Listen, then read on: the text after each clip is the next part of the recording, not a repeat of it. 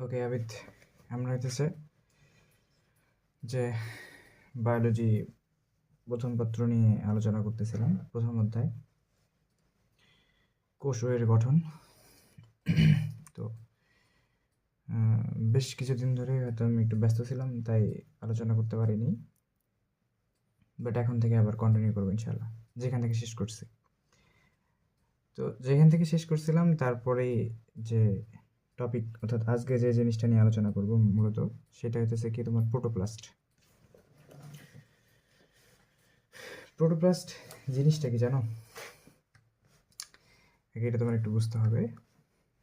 আজকে হচ্ছে আমরা প্রোটোপ্লাস্ট রিলেটেড সব কিছু জানবো, যে এটা কি, কীভাবে, এটার মধ্যে কি আছে নাই ইত্যাদি এই জিনিসগুলো আলোচনা করব। ধরো এটা একটা উদ্ভিদ কোষ। তো উদ্ভিদ কোষের ভিতরে মনে করো এটা কোষগহ্বর। বাইরের দিক দিয়ে আছে মনে করো কি কোষ প্রাচীর। ঠিক আছে, এটা হচ্ছে কি কোষ প্রাচীর। তো এই কোষ প্রাচীরের বাদ দিয়ে, ঠিক আছে, অর্থাৎ কোষ প্রাচীর দ্বারা ভিতরের যতটুকু ঘেরাওকৃত অংশ আছে, এই যে এগুলো টোটাল ঘেরাওকৃত অংশ, এই জিনিসটাই মূলত হইতেছে গিয়ে তোমার প্রোটোপ্লাস্ট। আশা করি বুঝতে পারছো যে কোষ প্রাচীর দ্বারা পরিবেষ্টিত সব কিছুই হইতেছে কি তোমার প্রোটোপ্লাস্ট।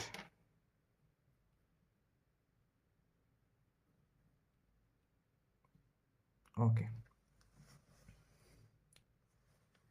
এবার দেখো এই প্রোটোপ্লাস্ট, অর্থাৎ ভিতরে সব কিছু কিন্তু কি তোমার কোষ প্রাচীর ব্যতীত সব কিছু হচ্ছে প্রোটোপ্লাস্ট। এই প্রোটোপ্লাস্টকে তুমি দুইটা ভাগে ভাগ করতে পারবা। ঠিক আছে, কয়টা ভাগ? দুইটা ভাগ। একটা ভাগ হইতেছে তোমার সজীব প্রোটোপ্লাজম বা প্রোটোপ্লাজম।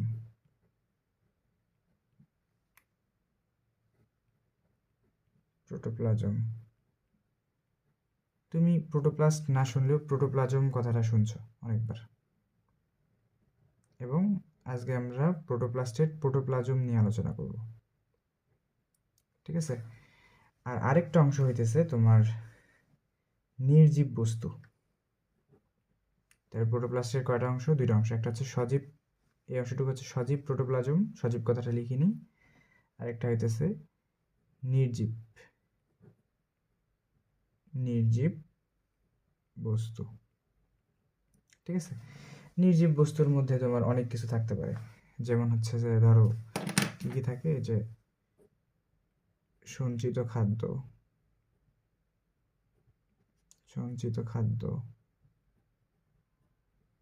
তারপরে থাকতে পারে বজ্র পদার্থ,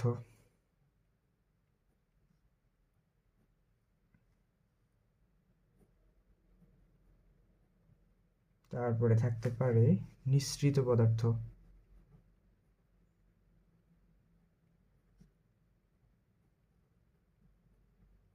এই তিন ধরনের জিনিস হচ্ছে কি তোমার, তিন ধরনের জিনিস বলতে তিনটা ভাগ। এই নির্জীব বস্তুগুলোকে মোটামুটি তিনটা ভাগে ভাগ করা যায়। একটা হচ্ছে সঞ্চিত খাদ্য, দুই নম্বর ভাগ হইতেছে বজ্র পদার্থ, আর তিন নম্বর ভাগটা হচ্ছে নিঃসৃত পদার্থ। ঠিক আছে, এগুলো হচ্ছে সব নির্জীব বস্তুর মধ্যে। তো নির্জীব বস্তু আমার আলোচনার বিষয় না, আমার আলোচনার বিষয় হইতেছে গিয়ে তোমার সজীব যে প্রোটোপ্লাজমটুকু আছে সেটা। ঠিক আছে, তো প্রোটোপ্লাজম মূলত কি? প্রোটোপ্লাজম হইতেছে কোষের অভ্যন্তরে বা কোষের ভিতরে স্বচ্ছ আঠালো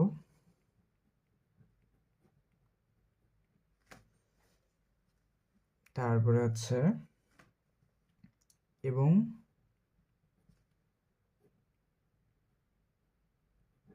জেলির ন্যায়, অর্থাৎ জেলির মতো অর্ধ তরল, সম্পূর্ণ তরল না, অর্ধেক তরল। এবং আরেকটা বৈশিষ্ট্য আছে এটার, কলয়েডাল ধর্মী। ঠিক আছে, কলয়েডাল ধর্মী।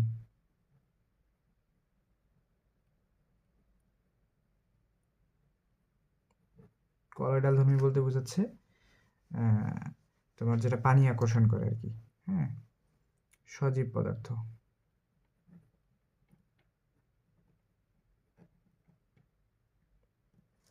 বুঝতে পারছো?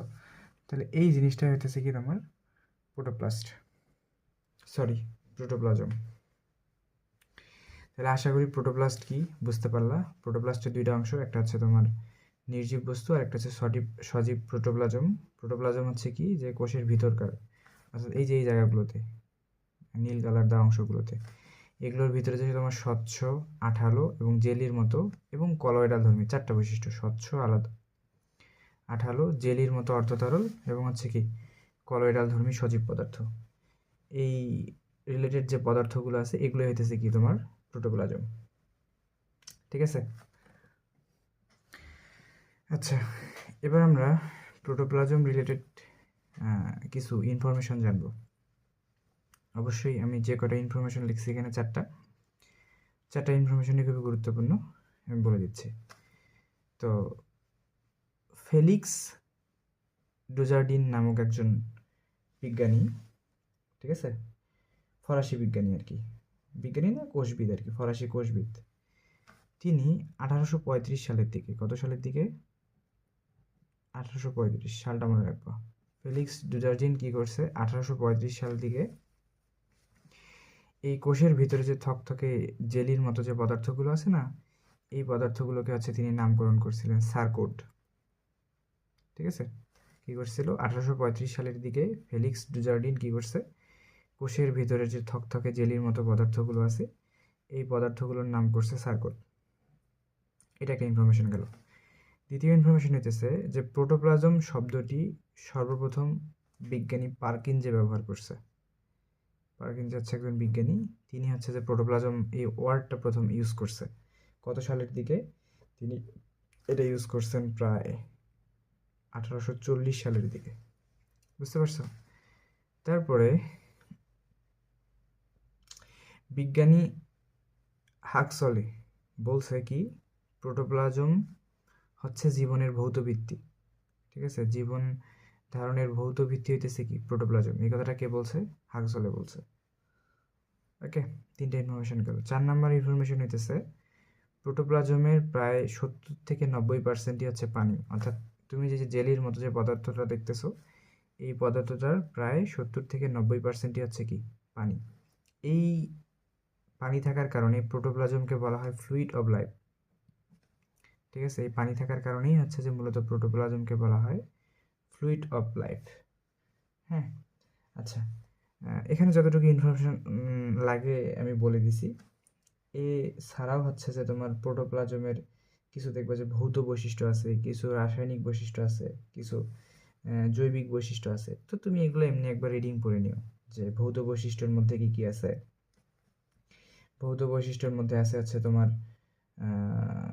অর্থাৎ ভৌত বৈশিষ্ট্য বলতে যে প্রোটোপ্লাজম বাহ্যিক দিক থেকে দেখতে কীরকম আচরণ করে, যে এটা তরল, কঠিন না কীরকম, এটার ঘনত্ব কীরকম, হ্যাঁ, ইত্যাদি ইত্যাদি জিনিসগুলো হচ্ছে তোমার ভৌত ধর্মের মধ্যে ব্যাখ্যা করা আছে। প্রোটোপ্লাজমের রাসায়নিক বৈশিষ্ট্য কিছু দেওয়া আছে, যেমন এর অধিকাংশ জিনিস হচ্ছে পানি, এছাড়া হচ্ছে এটার মধ্যে প্রোটিন থাকে, নাইট্রোজেন থাকে, হাইড্রোজেন থাকে, ইত্যাদি ইত্যাদি। তারপর হচ্ছে যে প্রোটোপ্লাজমের জৈবিক বৈশিষ্ট্য। ঠিক আছে? তো এই ধরনের যে বৈশিষ্ট্যগুলো আছে এগুলো হচ্ছে তুমি একটু পার্সোনালি একবার রিডিং করে নিও, তাহলেই হয়ে যাবে। ওকে, আমি মেনলি যে জিনিসটা আলোচনা করব প্রোটোপ্লাজমের চলন কি আলোচনা করব।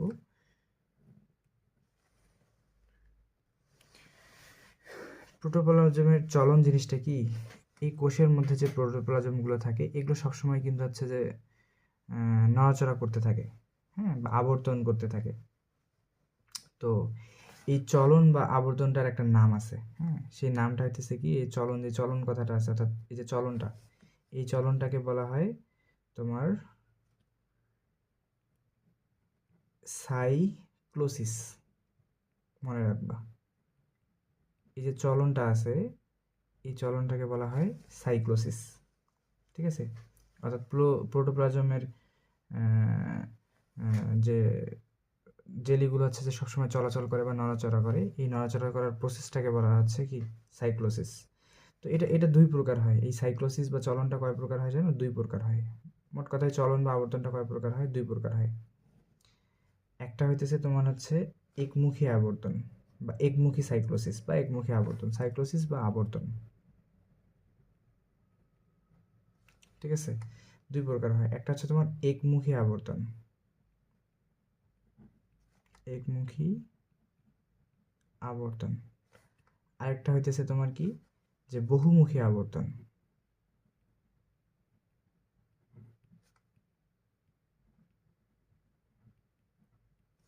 আচ্ছা, একমুখী আবর্তনটা কি?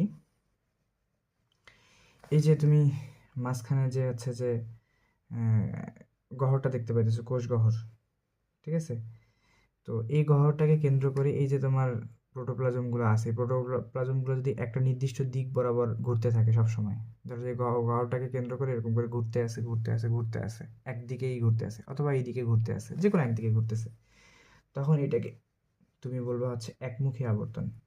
ঠিক আছে, তো এটার একটা উদাহরণ, এক্সাম্পল কোথায় বাবা, হচ্ছে এটার একটা এক্সাম্পল হইতেছে পাতাঝাজির একটা গাছ, গাছের প্রজাতি পাতাঝাজি,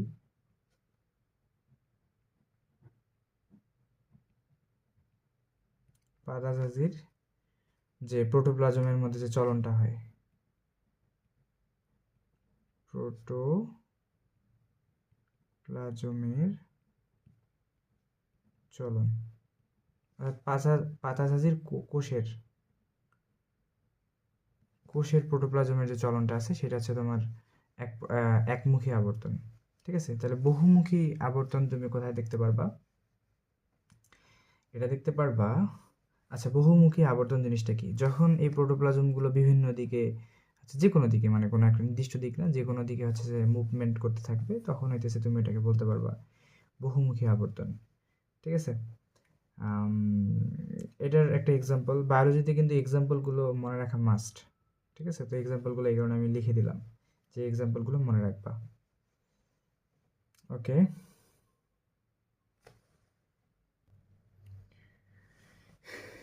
এটা হচ্ছে ট্রাডেসক্যান্টিয়ার কোষস্থ প্রোটোপ্লাজমের চলন। তো এটা হচ্ছে ট্রাডেসক্যান্টিয়ার কোষস্থ প্রোটোপ্লাজমের চলন হচ্ছে কি, এখানে হচ্ছে তুমি বহুমুখী আবর্তন দেখতে পারবা, যে এদের কোষের মধ্যে প্রোটোপ্লাজমগুলো এদিক সেদিক মুভমেন্ট করে। আচ্ছা, সব থেকে গুরুত্বপূর্ণ যে জিনিসটা সেটা হইতেছে কি, যে প্রোটোপ্লাজমের কি কি অংশ আছে, প্রোটোপ্লাজমের মধ্যে কি কি অংশ থাকে, এটা আমি মাঝখান দিয়ে বের করে নিয়ে আসলাম। ঠিক আছে, প্রোটোপ্লাজমের অংশ, প্রোটোপ্লাজমের অংশ, তিনটে প্রধান অংশ আছে। প্রথম যে জিনিসটা সেটা হইতেছে তোমার সাইটোপ্লাজম,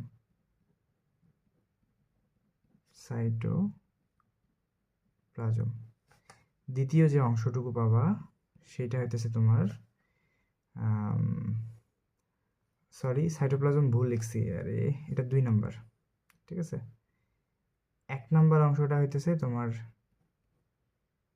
প্লাজমা মেমব্রেন বা কোষ ঝিল্লি, প্লাজমা মেমব্রেন বা কোষ ঝিল্লি। 2 নাম্বারের জিনিসটা হচ্ছে কি সাইটোপ্লাজম, আর 3 নাম্বার জিনিসটা হচ্ছে নিউক্লিয়াস।